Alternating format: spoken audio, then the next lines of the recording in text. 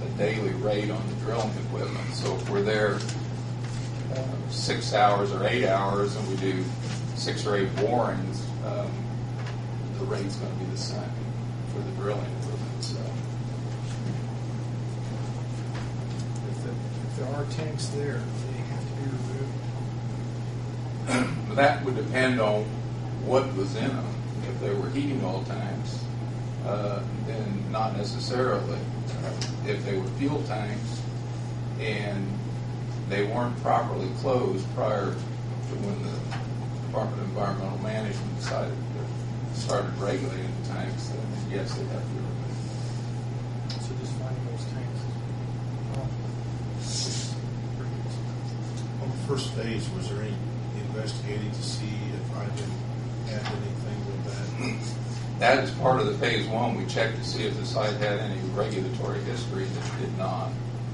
IDEM nor the EPA had any history of the site or any records pertaining to that site.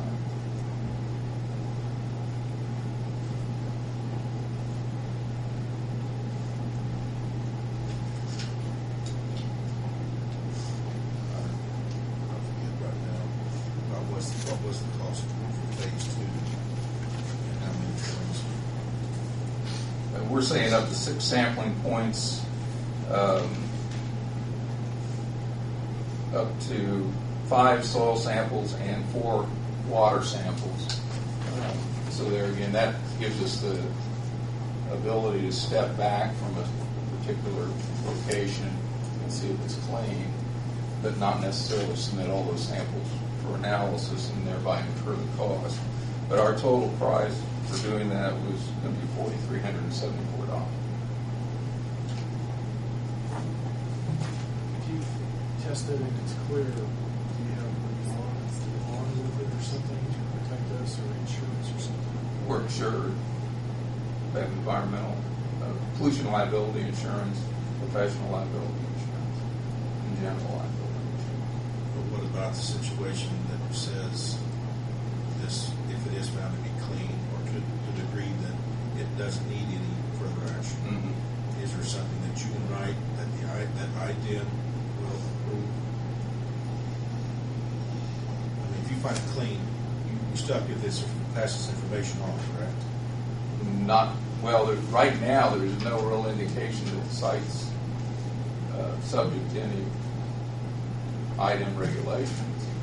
So if we determine that those tanks should have been regulated, that's when, at that point in time, we'd have to notify IDEM. Or if we found that the site was contaminated, then it would be up to the property owner at that point to notify the IDEM that the site's contaminated. Explain that's pretty self-explanatory.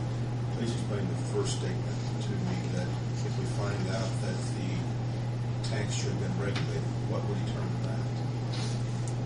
Well, depending on what they had in them, if they contain gasoline today or contain gasoline after the 1980s, or diesel fuel, or motor oil, or any other petroleum product other than heating oil, essentially heating oil for consumption on site, then the tanks should have been regulated and should have been removed prior to 86, or registered with the state of Indiana. And nothing was done. None of that's been done at this point. We're not the owners right now. No. When we become the owners, we'll be responsible to report that. You'd be responsible to address those tanks, yes. Gary, I apologize. Can you bring me up to speed on where we're at with this warehouse? The city doesn't own it, right? No, it's in another person's name, and there's a small lien against it, and we can buy that lien out very reasonably, $2,500. That is a regular legal lien, but we can take possession of the building if we need to. We've already got nearly $100,000 by the time you count everything, construction, tearing down the building, attorney's fees and first phase, and we would like to be able to recoup something. And I know another $4,500 or thereabouts is $4,500. That takes us through phase 2. Now, if it's found to be clean, we're good to go. Does the tank still need to be removed? If they're regulated, you'll have to address that with the Department of Environmental Management. So they may tell you to remove them, they Right. may tell you that we don't Exactly. care where they're at. So if it's not contaminated, and even if we did have to remove the tanks, that wouldn't be a large item to take care of. Just remove the tanks and fill them all back in with gravel. If it's contaminated, and what degree is it contaminated? Because the more there is, the more it's going to cost us to clean up the site. What we'd like to know if we should go ahead and take possession of it. Okay, so is this so we can sell the property or? Yes, because if we sell it, then we're liable for it to be clean. And that's what we're trying to get into, and there's a couple of different prospects that might be able to sell this property. You said building. Well, a Yeah. lot. A lot, yeah. I'm sorry. Okay. Yeah, it costs us $87,000 to have the building demolished now. So I guess what we're looking at tonight, if we want to pursue the second phase, and I was really see where we have much choice. You know, we walk away and leave it like it is. You know, never be anything.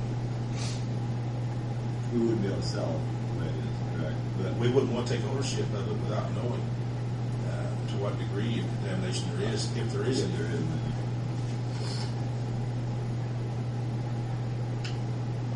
Yeah, I would agree. I think they can sell